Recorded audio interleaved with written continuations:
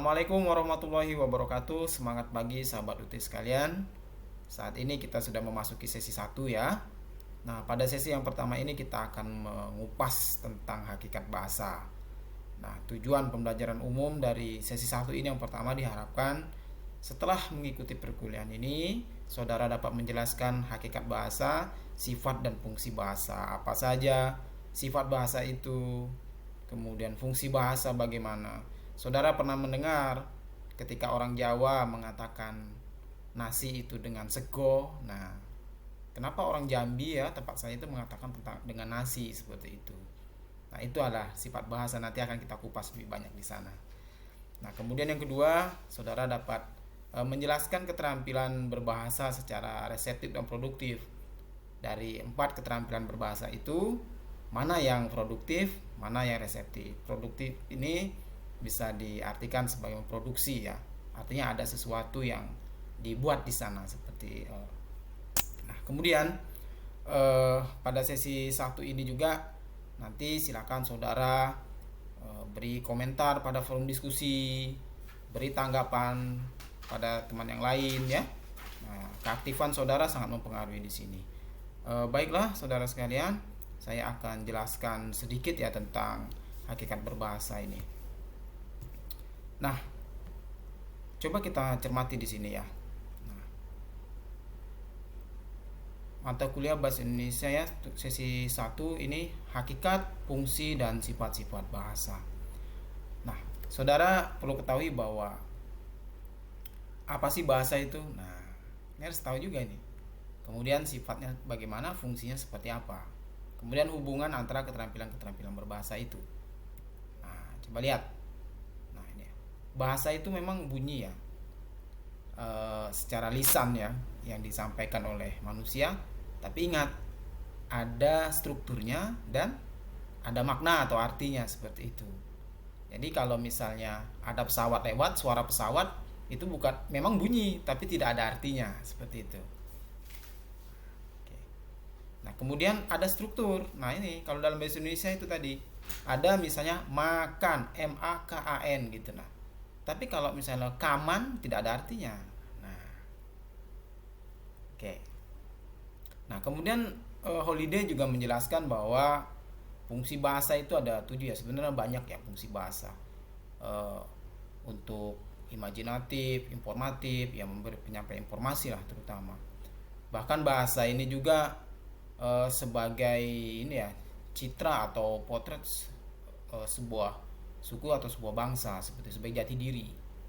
Nah, seperti kita orang Indonesia menggunakan bahasa Indonesia kan seperti itu.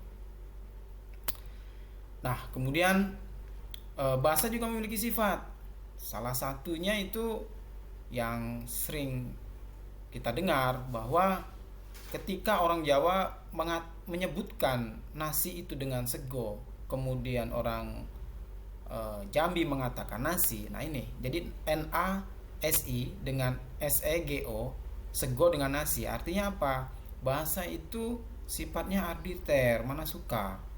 Nah, selagi dia ada mengkonvensi atau kesepakatan, satu penutur mengatakan kalau beras yang dimasak kemudian dimakan itu adalah nasi, nah maka penutur itu yang sepakat itu, nah itulah sifat bahasa arbiter. Nah, ketika di Jawa jadi sego, kesepakatan masyarakat Jawa mengatakan beras yang sudah dimasak itu adalah sego. Nah, itu kesepakatan mereka seperti itu. Nah, makanya itu mana suka, dan sifatnya juga harus konvensional ya. Konvensi artinya disepakati seperti itu.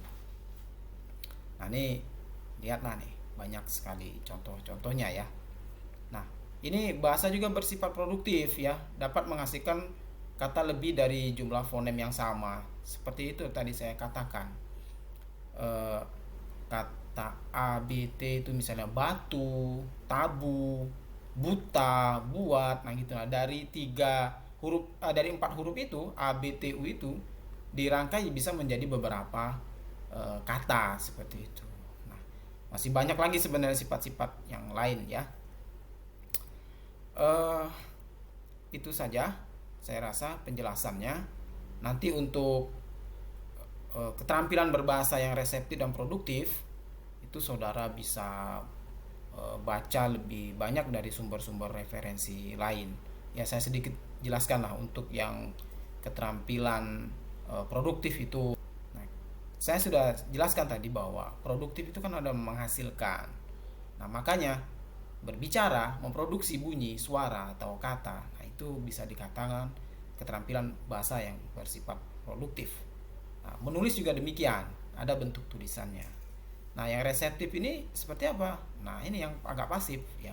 Seperti menyimak dan membaca. Nah, membaca itu apa? Menyerap informasi dari teks. Nah, kalau orang yang menulis teks ya itu produktif kan seperti itu. Tapi yang membaca teks reseptif. Menyimak juga demikian. Ketika saudara mendengarkan penjelasan saya atau menonton YouTube atau menonton televisi atau mendengarkan sebuah pemaparan, nah itu lah yang bisa disifat reseptif seperti itu. Kalau kita lihat ya. Nah, ini ada hubungannya antara keempat keterampilan ini. Meskipun terkadang jarang kita temui seseorang itu yang mayornya masing-masing, minornya juga masing-masing. Misalnya cakap dalam berbicara tetapi tidak terampil dalam menulis seperti itu. Banyak sekali ditemukan. Atau hebat menulis tapi tidak mampu berbicara dengan baik. Ini sering sekali nih konseptor ini. Dia punya konsep bagus sekali konsepnya, dibuat di PowerPoint, tapi ketika menjelaskan ke depan halayak ramai dia grogi atau tidak menguasai seperti itu. Nah, ini hendaknya saudara harus bisa memadukan keempat keterampilan ini. Selain cakap dalam konsep, juga baik dalam penyampaian, sehingga apa yang ada dalam pikiran saudara bisa saudara sampaikan dengan baik kepada pendengar atau audiens, sehingga orang lain juga memahami apa konsep yang saudara sampaikan seperti itu. Nah, saya rasa itu saja ya. Nanti silakan dibaca sumber-sumber referensi, kemudian juga modulnya dibuka dan diperhatikan sehingga saudara memang benar-benar paham tentang fungsi, hakikat bahasa itu seperti apa, dan keterampilan berbahasa itu apa saja dan hubungannya bagaimana. Sekian dari saya. Wassalamualaikum warahmatullahi wabarakatuh. Tetap semangat ya.